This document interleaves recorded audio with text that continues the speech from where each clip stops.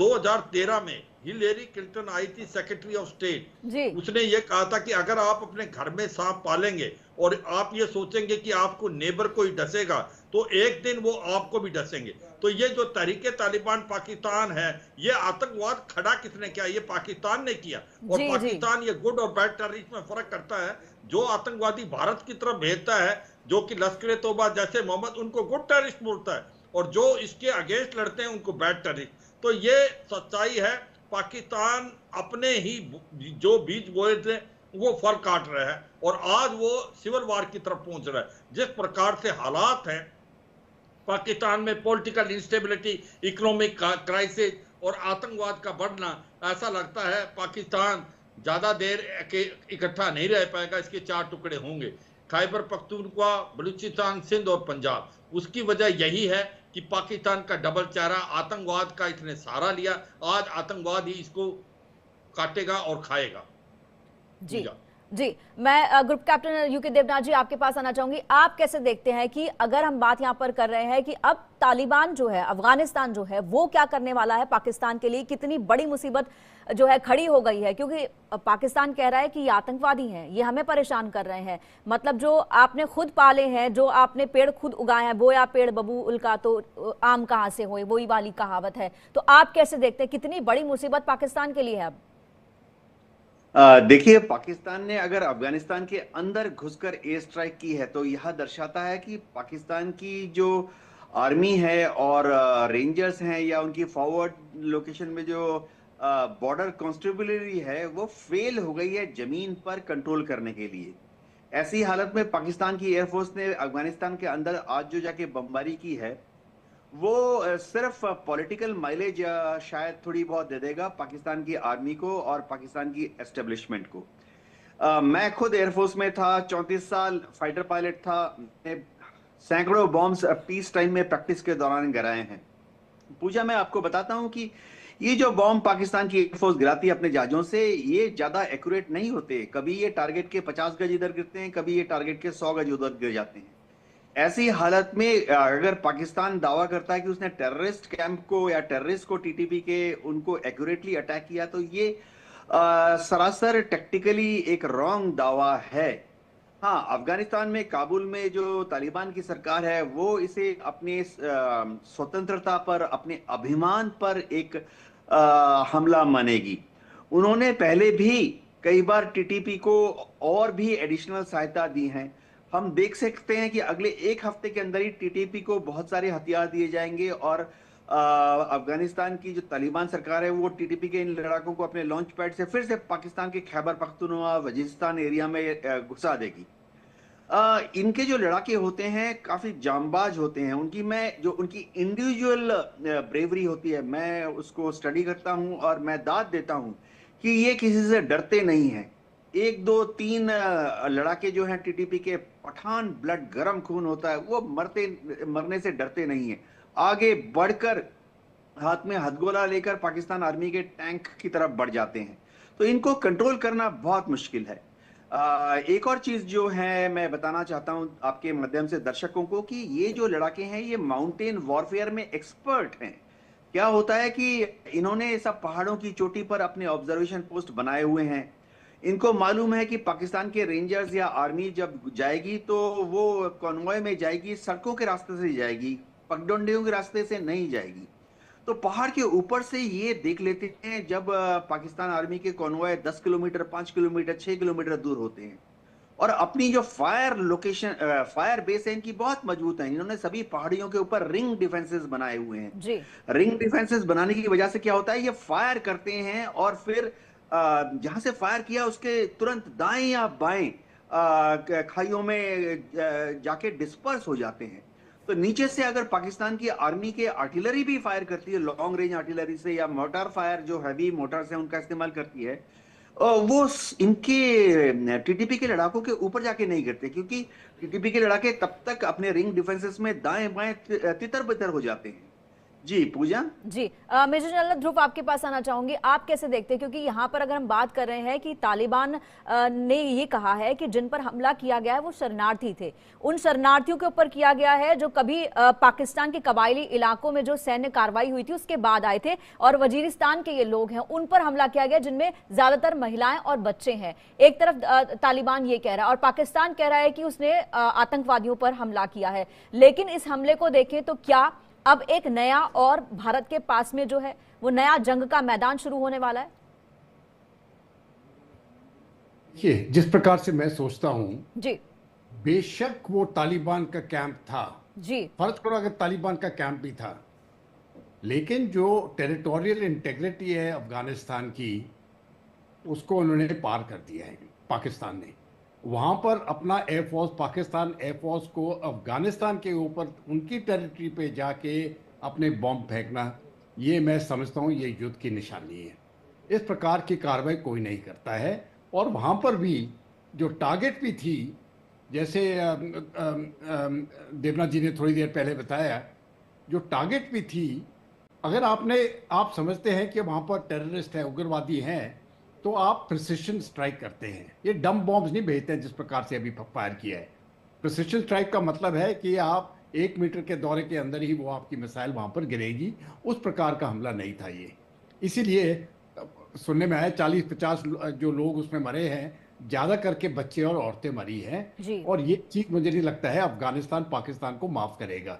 ये बहुत गंभीर हालत में अभी आ गई है, क्योंकि अफगानिस्तान जो है वो अपने आप को अफगानिस्तान उस प्रकार से नहीं कहता है।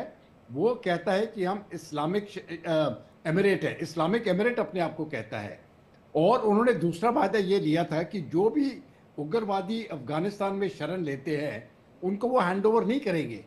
बेशक उनकी एक्टिविटीज़ को कंट्रोल करेंगे, लेकिन उनको हैंड ओवर नहीं करेंगे। इसलिए जो चीन के साथ जो लड़ाकू लड़ रहे हैं और पाकिस्तान के साथ लड़ रहे हैं, उन्होंने उनको वापस नहीं किया है, उनको सपोर्ट ही करेंगे वो। तो इस समय पर मुझे लगता है पाकिस्तान की जो हालत है वो बहुत गंभीर है। तीन चीज़ों के ऊपर मैं ध्यान देना चाहता हूँ। सबसे पहले उनकी इकोनॉमिक हालत बहुत ही गंभीर है, और सुनने में आया है कि उतने जो भी उनके लोन्स हैं वो अभी दूसरे लोन्स ले रहे हैं पहले वाले लोन्स को पूरा करने के लिए। डेवलपमेंट के लिए तो कोई पैसा नहीं है, तो पुराने लोन्स लेने के लिए उनको नए लोन्स लेने पड़ रहे हैं। और ये रिश्ता यही चीज़ें आगे बढ़ती जा रही है। तो दिन ब दिन उनकी इकोनॉमिक हालत बिगड़ती जा रही है। दूसरा, इनकी सिक्योरिटी हालत भी बिगड़ती जा रही है। जिस प्रकार से तकरीबन हर एक दिन में 3 हमले हो रहे हैं पाकिस्तान के ऊपर, 3 हमले हो रहे हैं एक दिन में, एवरेज अगर आप इसी साल का औसत लगा रहे हैं तो। और तीसरी चीज जो मैं समझता हूँ सबसे ज्यादा जरूरी है, इनकी जो पॉलिटिकल यूनिटी है वो बिल्कुल नहीं है। जी। और जब तक आप अपनी पॉलिटिक्स को ठीक नहीं करेंगे, ये जो बाकी 2 चीजों का मैंने जिक्र किया है, इकोनॉमिक्स का और सिक्योरिटी का, इनके ऊपर वो ठीक नहीं कर सकते हैं। जी मेजर जनरल एक सी बात जी, सिर्फ एक चीज और बताना चाहता हूँ मैं। ये जो उन्होंने अभी जो ये अफगानिस्तान के साथ जो नया फ्रंट खुला है, ये मैं समझता हूँ इनके लिए बहुत महंगा पड़ेगा। एक फ्रंट उनका अफगानिस्तान के साथ है, तकरीबन 2000 किलोमीटर का फ्रंट है वो है। और सबसे पहले हम स्वागत करना चाहेंगे retired major general AK Shivaji का। इसके बाद हमारे साथ स्वागत करेंगे हम group captain UK Devnath ji का, और हमारे साथ मेजर जनरल ध्रुव कटोजी भी है। आप तीनों मेहमानों का बहुत बहुत स्वागत है। सबसे पहले मेजर जनरल AK शिवाजी, आप कैसे देखते हैं पाकिस्तान ने क्या कर डाला अफगानिस्तान पर हमला करके? हाँ देखो पूजा, ये सच्चाई है कि जब 15 अगस्त 2021 को तालिबान ने टेक ओवर किया था अफगानिस्तान को, तो एक बहुत खुशी बनाई गई थी पाकिस्तान में। उनको लगा था कि हमको स्ट्रेटेजिक डेप्थ मिल जाएगी, अफगानिस्तान जो है वो मित्र दोस्त है। मगर वो बात बनी नहीं, क्योंकि थोड़े से समय में ही इनके रिलेशन में कड़वाहट आ गई। क्योंकि अफगानिस्तान जो है वो डूरन लाइन को नहीं मानता। जो पख्तून है, खैबर पख्तूनख्वा में, वो अपने आप को अफगानी मानते हैं और वो शरिया लॉ लाना चाहते हैं। तो पाकिस्तान के जो प्रॉब्लम है वहीं से स्टार्ट हुई। और फिर क्या था, जो तहरीक तालिबान पाकिस्तान है जिसने नवंबर 2022 में सीज फायर तोड़ दिया, उसकी बेसिस सारी अफगानिस्तान में। तो अब होता क्या है कि तहरीक तालिबान पाकिस्तान जो कि अफगानिस्तान के अंदर बेसिस है, आके ऑपरेट करता है पाकिस्तान में, और उनको काफी कैजुअलिटी कर रहा है और उनके लिए एक सिरदर्द बन गया है पाकिस्तान के लिए। और जो अब पाकिस्तान ने जो एयर स्ट्राइक की है, जो ये कह रहे हैं कि हमने आतंकवादियों को मारा है टीटीपी में, वो बिल्कुल गलत है। वहां पर जो वजीरिस्तान से रिफ्यूजी गए थे, बच्चे थे, बूढ़े थे, औरतें थी, उनको मार दिया। अब अफगानिस्तान ने मन बना लिया है कि इसका जवाब देंगे, और जिस प्रकार से तालिबान गवर्नमेंट कह रही है ये हमारी टेरिटोरियल इंटीग्रिटी और सोवरेनिटी पे झटका है, हम इसका बदला लेंगे। तो कहने का मतलब है रिलेशनशिप में देखना बहुत कड़वाहट आएगी। और यही नहीं कि आपकी प्रॉब्लम चली हुई है अफगानिस्तान के साथ, बलूचिस्तान लिबरेशन आर्मी जो एक फ्रीडम स्ट्रगल कर रही है, जेन्युइन फ्रीडम स्ट्रगल, वो भी बहुत हावी हो रही है। और इसी प्रकार से ईरान में जो जसल अल अदल सुन्नी मिलिटेंट्स हैं, ये पाकिस्तान ईरान में भेजता है। तो ये सच्चाई है पाकिस्तान का असली चेहरा। पाकिस्तान एक हब सेंटर है टेररिज्म का। मैं एक चीज बताना चाहूंगा पूजा, कि जब 2013 में हिलेरी क्लिंटन आई थी सेक्रेटरी ऑफ स्टेट, उसने ये कहा था कि अगर आप अपने घर में सांप पालेंगे और आप ये सोचेंगे कि आपको नेबर कोई डसेगा, तो एक दिन वो आपको भी डसेंगे। तो ये जो तहरीके तालिबान पाकिस्तान है, ये आतंकवाद खड़ा किसने किया? ये पाकिस्तान ने किया।